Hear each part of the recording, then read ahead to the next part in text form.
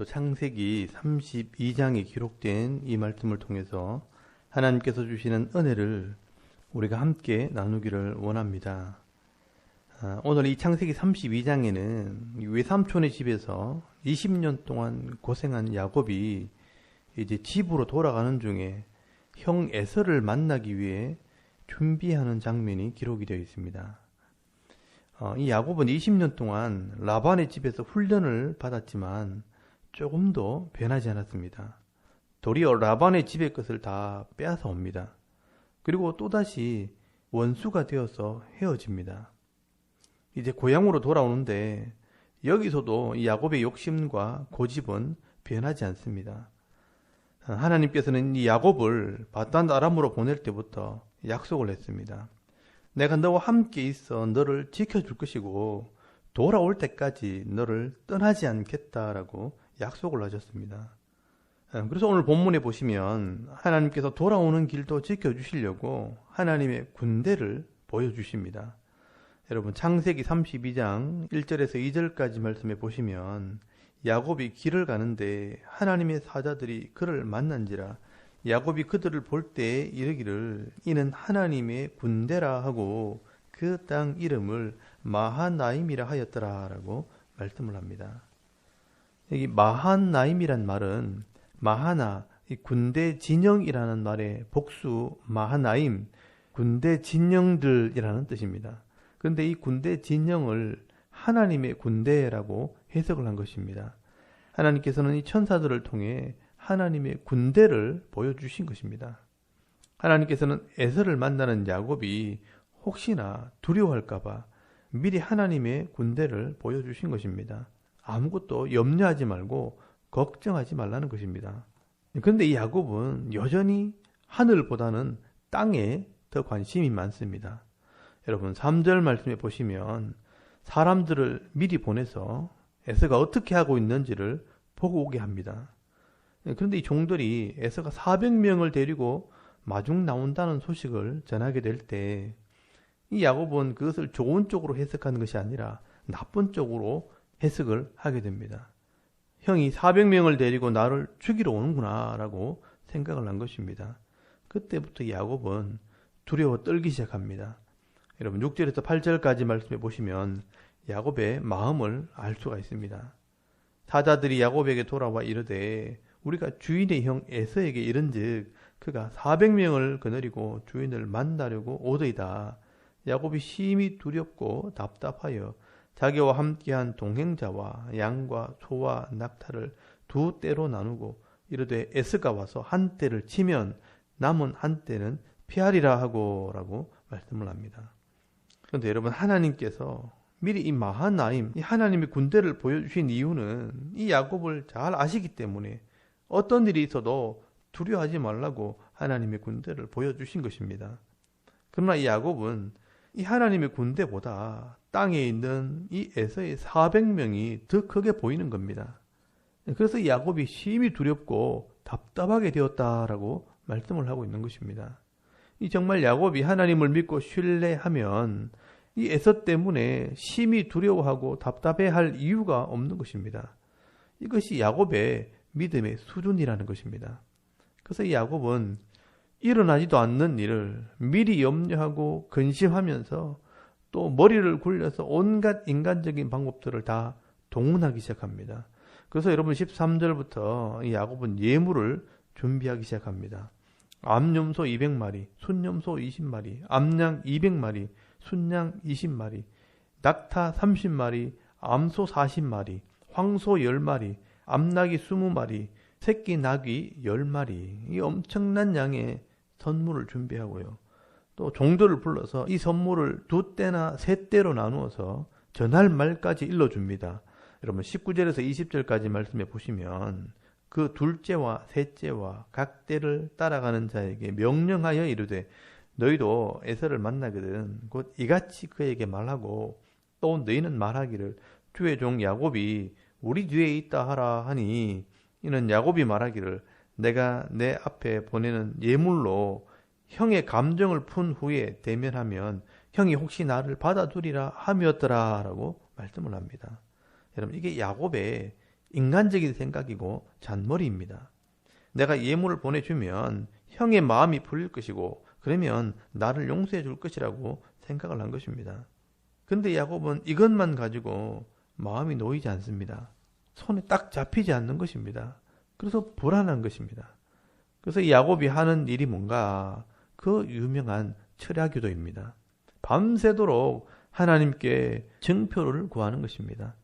얍복이라는 강에 이르렀을 때 선물과 양떼와 자기 자식들을 다 보내놓고 맨 나중에 홀로 남아 하나님과 결판을 내는 것입니다. 여러분 24절 말씀에 보시면 야곱은 홀로 남았더니 어떤 사람이 날이 새도록 야곱과 씨름하다가 자기가 야곱을 이기지 못함을 보고 그가 야곱의 허벅지 관절을 치매 야곱의 허벅지 관절이 그 사람과 씨름할 때 어긋났더라라고 말씀을 합니다. 여러분 이 장면도 참 특이한 장면입니다. 많은 사람들이 이 야곱이 천사와 씨름하는 이 장면을 기도하는 것이라고 해석을 했지만 사실은 기도하는 것이 아닙니다. 이 천사가 하나님의 뜻을 전하러 왔는데 야곱이 그것을 받아들이지 않는 것입니다. 여러분 하나님께서는요 계속해서 내가 너를 지켜줄 것이라고 약속을 했습니다. 이 라반에게서 또 지켜주셨고요.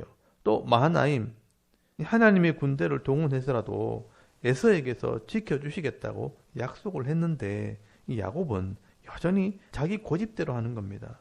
하나님의 방법대로 하지 않고 뇌물을 준비하고 선물을 준비해서 형의 마음을 풀겠다고 꾀를 떠는 겁니다. 여러분 하나님 입장에서는요 내가 지켜준다고 하는데 왜 그렇게 걱정하느냐.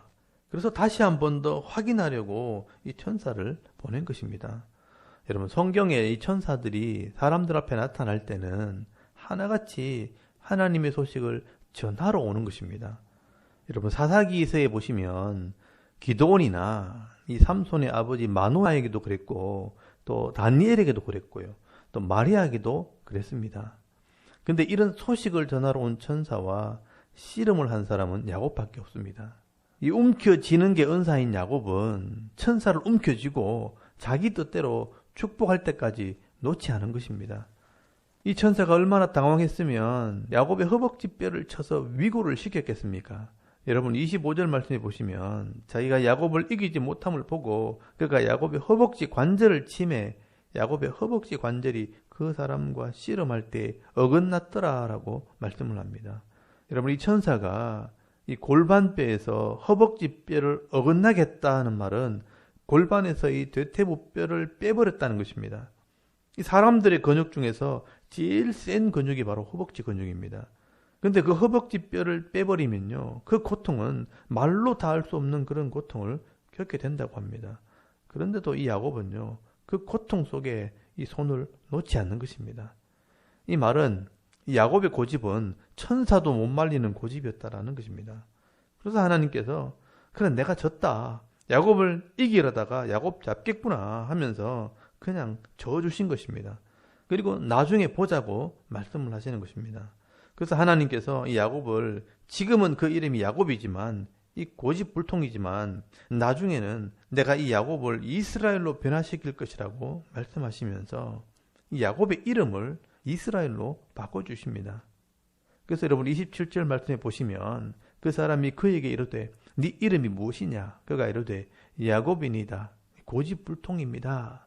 그가 이르되 네 이름을 다시는 야곱이라 부를 것이 아니요 이스라엘이라 부를 것이니 이는 네가 하나님과 및 사람들과 겨루어 이겼음이니라 라고 말씀을 합니다. 여러분 이 이스라엘이라는 이름은 사라 이겼다. 그리고 엘 하나님 하나님을 이겼다 또는 하나님으로 말미암아 이겼다라는 뜻입니다. 이 이름은 야곱에게 주시는 비전의 이름입니다.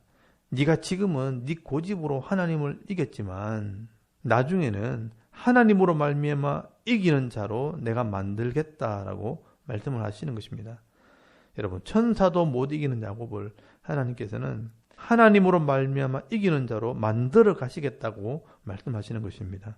결국 오늘 이 이야기는 하나님께서 야곱의 고집을 드러내시는 겁니다. 그리고 이런 사람도 변할 수 있다는 것을 말씀을 하시는 것입니다.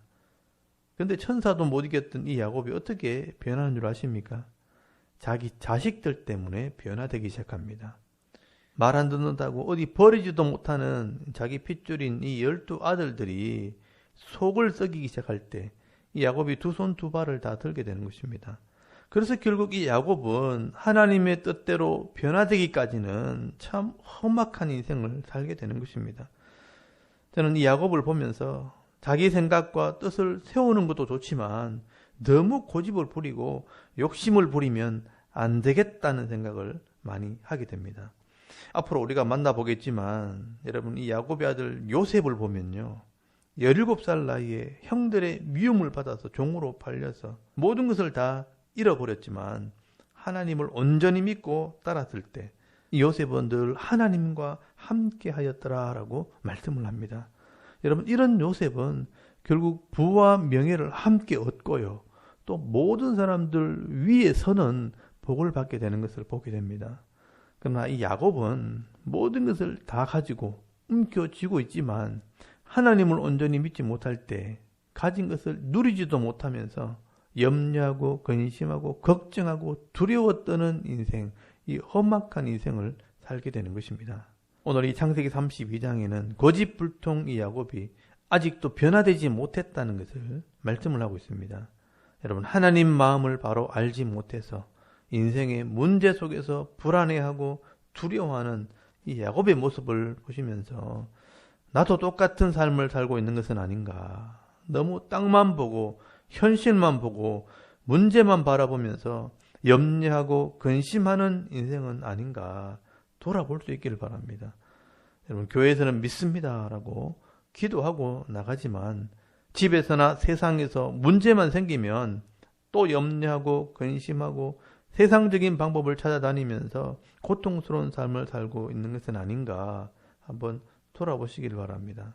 오늘도 이 하루 삶을 살아갈 때 하나님께서 내 생명의 주인 되심을 믿고 다윗처럼 여호와가 나의 목자시니 내가 부족함이 없으리로다 고백하면서 나아갈 때 나를 도우시는 이 하나님으로 말미암아 감사와 축복의 삶을 살아가는 저와 여러분의 이런 영적인 삶의 모습이 되실 수 있기를 주의 이름으로 축원합니다. 아멘. 우리 잠깐 기도드리겠습니다. 여러분 이 오늘 하루를 가볍게 생각하지 마시고요.